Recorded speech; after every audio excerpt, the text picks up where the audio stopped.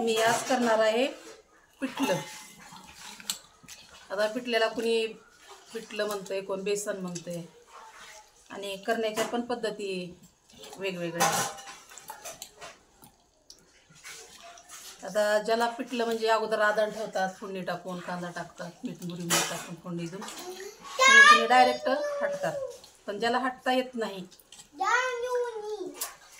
अशाने काय करायचं, गरम पाणी करून घ्यायचं पातेल्यामध्ये आणि त्या गरम पाण्यामध्ये पीठ टाकायचं. पीठ म्हणजे घोटायचं, म्हणजे त्याच्या गाठी होत नाहीत. आणि नंतर मग गरम पाण्यामध्ये टाकायचं.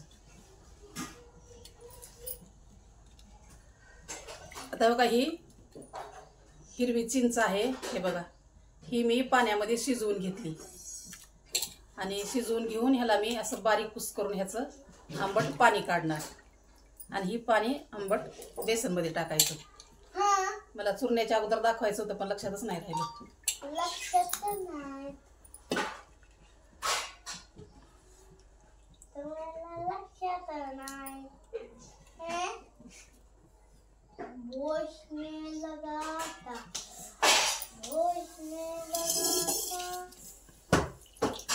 आता इथं आधार मी पाणी ठेवलेलं आहे बेसनसाठी, पिठल्यासाठी.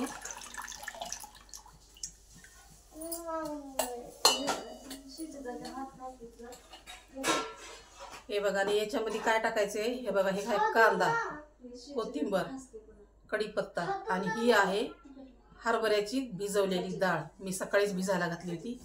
ही जर बेसनमध्ये टाकून केलं तर खूप छान लागते. पाणी गरम झाले,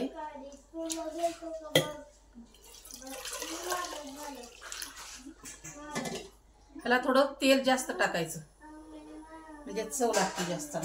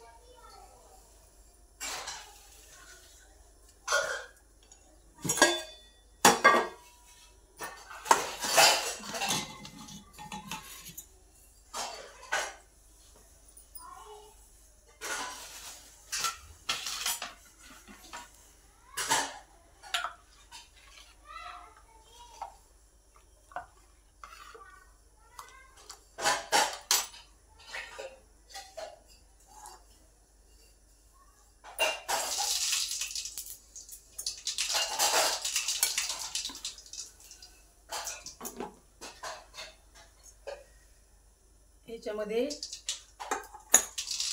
टाकायची मोहरी, नंतर टाकायचा कांदा, कढीपत्ता,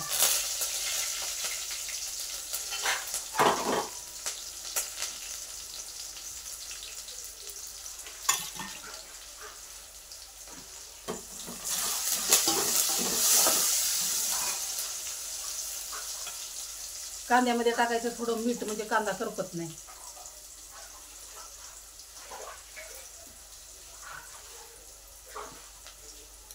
आपण बेसनला पिठलेला मीठ वरून टाकण्याऐवजी कांद्यामध्ये घालायचं.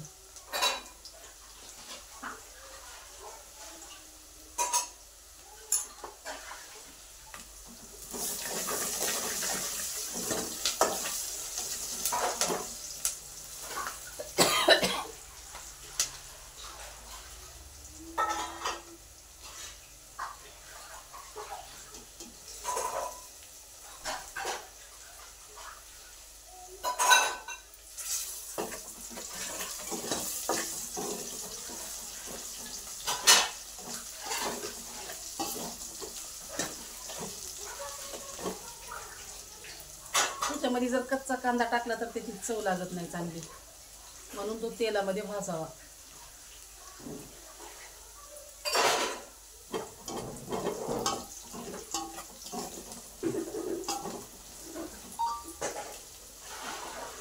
त्याच्यामध्ये टाकायले कोथिंबर.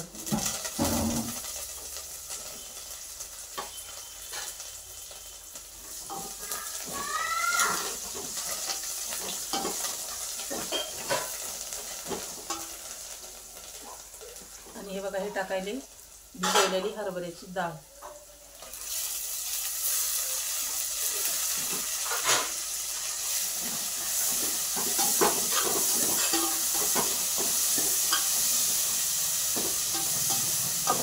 कारण हे सामान तेलामध्ये जर परतून घेतलं तर ते कच्चं टाकण्यापेक्षाही परतून घेतलेलं तळलेलं सामान याची खूप चव चांगली लागते, टेस्टी लागते तिथलं.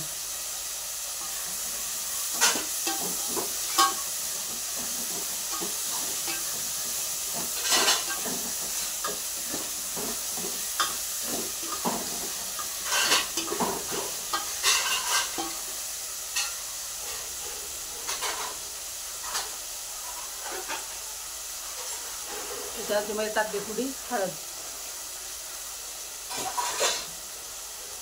हे लाल मिरची. आता मिरची ज्याला जसं लागेल तसं टाकायचं आपल्या आपल्या आवडीप्रमाणे.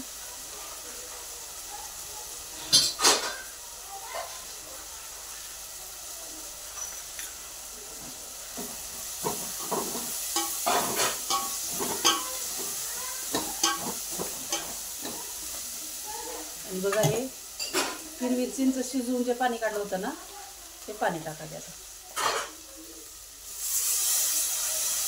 त्याला सुद्धा तेलात तडका दिला तर सर्दी होत नाही किंवा आंबट खाल्ल्यामुळे खोकला लागत नाही, म्हणून तेलाच्या मसाल्यामध्ये टाकायचं पाणी.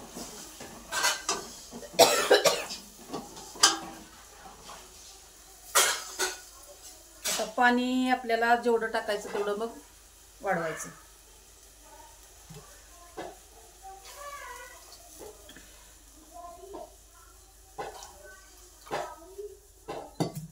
आता याला थोडं गरम होऊ द्यायचं, जास्त उकळी पण येऊ द्यायचं नाही. समजा एखाद्या पिठामध्ये गाठ राहिली तर आदान आलेल्या पाण्यामध्ये टाकल्यावर त्याची गाठ फुटत नाही, म्हणून खालीच गाठ फोडून घ्यायची पिठाची.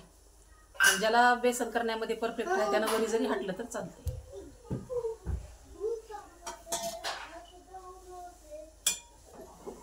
आता मी हे ज्यांना डायरेक्ट हटता येत नाही त्यांच्यासाठी मी थोडं हे गरम पाण्यामध्ये बेसन काढून घेतलेलं आहे.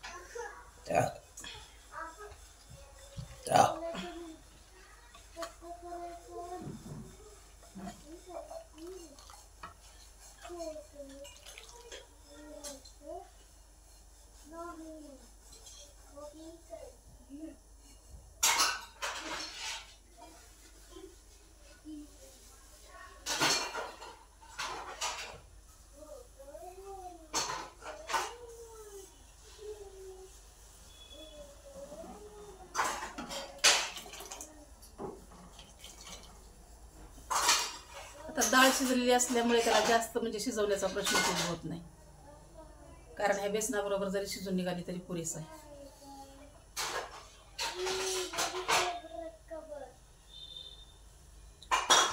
येस समोसा खा.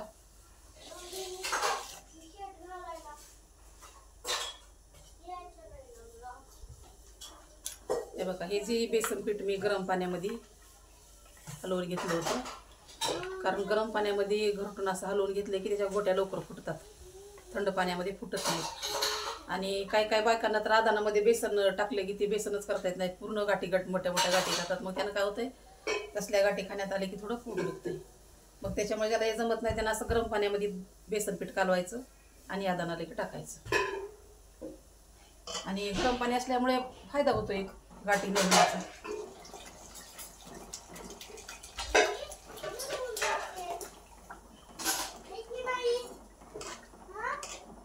ह्याला मी हटून घेतलं घरटून असं. ह्याला शिजायला 5-10 मिनिट लागतात, जास्त नाही.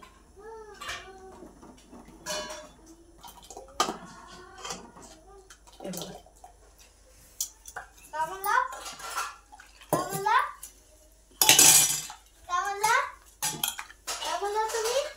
अरे काय म्हणलं तू? तुला कळलं का व्हिडिओ चालू आहे? मी म्हणलं तुम्ही काय म्हणलं? तुला समोसा खा म्हणलं मी. मी म्हणलं शेट घालतो हां खातो मग. बरं बरं. असं म्हणलं मी.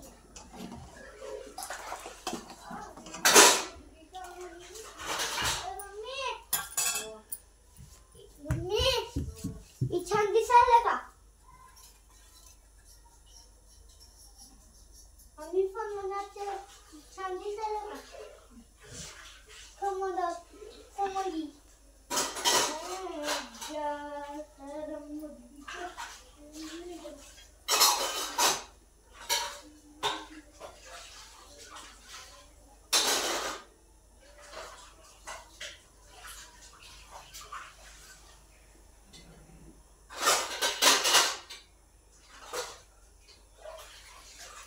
पिठल्याच्या पाण्याला दाणा आलं की त्याला शिजायला जास्त वेळ लागत नाही. आणि खळखळ उकळी येऊ द्यायची नाही कधी बेसन करत असताना. थोडं गरम पाणी झालं की हटायचं म्हणजे गाठी होत नाही. आणि गाठी आपल्याला ती जमतच नाही म्हणलं गरम पाण्यात हटायला म्हणलं तर मग मी सांगितल्याप्रमाणे खाली गरम पाणी करून घ्यायचं त्याच्यामध्ये हटून घ्यायचं अगोदर.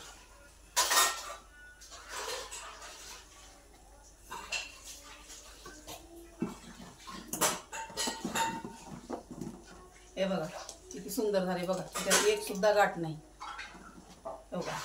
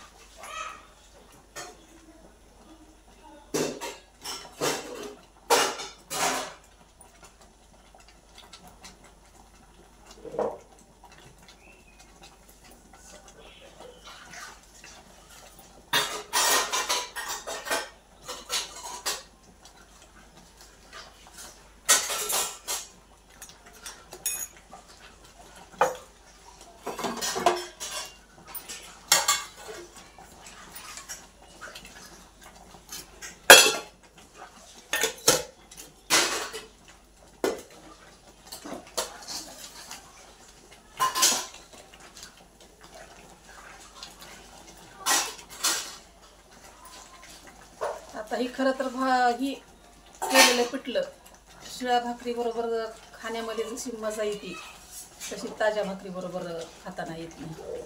असं पिठलं करून शिळ्या भाकरीवर खाऊन बघा तुम्ही. गावरान तडका.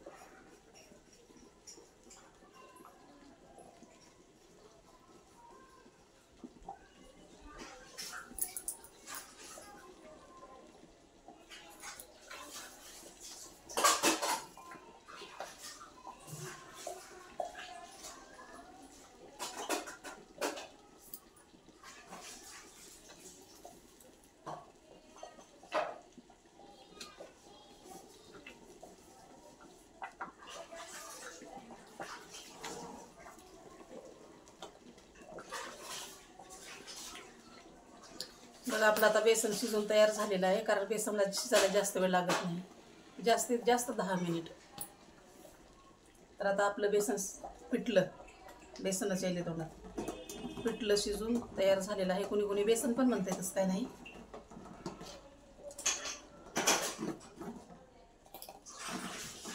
पिठलं शिजून तयार आहे आणि आता हे खाणार आहे शिळ्या भाकरीबरोबर.